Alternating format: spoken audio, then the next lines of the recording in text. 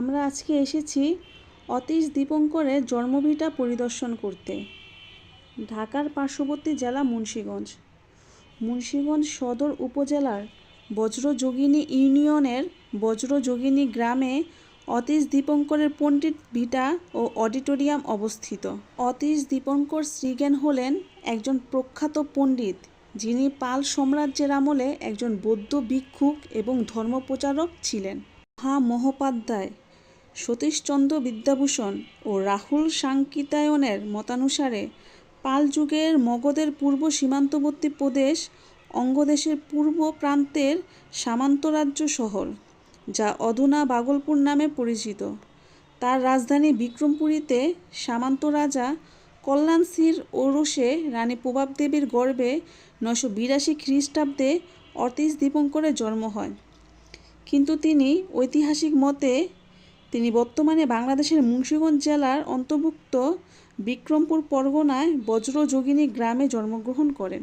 ছোটবেলায় তার নাম ছিল আদিনাথ চন্দ্র গর্ভ। 3 ভাইয়ের মধ্যে অতীশ ছিলেন দ্বিতীয়। তার অপর 2 ভাইয়ের নাম ছিল পদ্মগর্ভ ও শ্রীগর্ভ।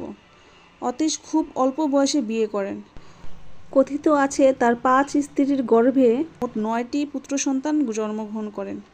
তবে পূর্ণশ্রী নামে একটি পুত্রের নামই শুধু জানা যায়। প্রাথমিক শিক্ষা গ্রহণ করেন মায়ের কাছে।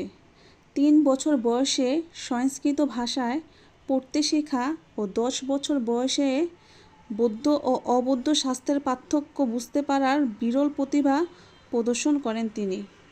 মহাবৈয়াকরণ বৌদ্ধ পণ্ডিত জেত্রির পরামর্শ অনুযায়ী তিনি নালন্দায় শাস্ত্র শিক্ষা করতে যান। 12 বছর বয়সে নালন্দায় আচার্য বোধিভদ্র তাকে শ্রমণ রূপে দীক্ষা দেন এবং তখন থেকে তার নাম হয় দীপঙ্কর শ্রীজ্ঞান।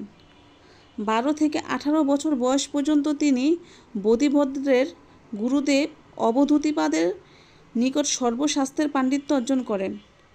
18 থেকে 21 বছর বয়স পর্যন্ত তিনি বিক্রমশিলা বিহারের উত্তর ধারের ধারপণ্ডিত নাওপাদের নিকট তন্ত্র শিক্ষা করেন। এরপর মগধের অদন্তপুরী বিহারে মহাসাঙ্গিক আচার্য শিলরক্ষিতের কাছে উপসম্পদা দীক্ষা গ্রহণ করেন। ধর্মীয় জ্ঞান অর্জনের জন্য তিনি পশ্চিম ভারতের কৃষ্ণগিরি বিহারে গমন করেন এবং সেখানে প্রখ্যাত পণ্ডিত রাহুল গুপ্তের শিষ্যত্ব গ্রহণ করেন। বৌদ্ধ শাস্ত্রের আধ্যাত্মিক গুহাবিদ্যা শিক্ষা গ্রহণ করে গুহাজ্ঞানবজ্র উপাধিতে ভূষিত হন। দীপঙ্কর 1011 খ্রিস্টাব্দে শতাধিক শিষ্যসহ মালয় দেশের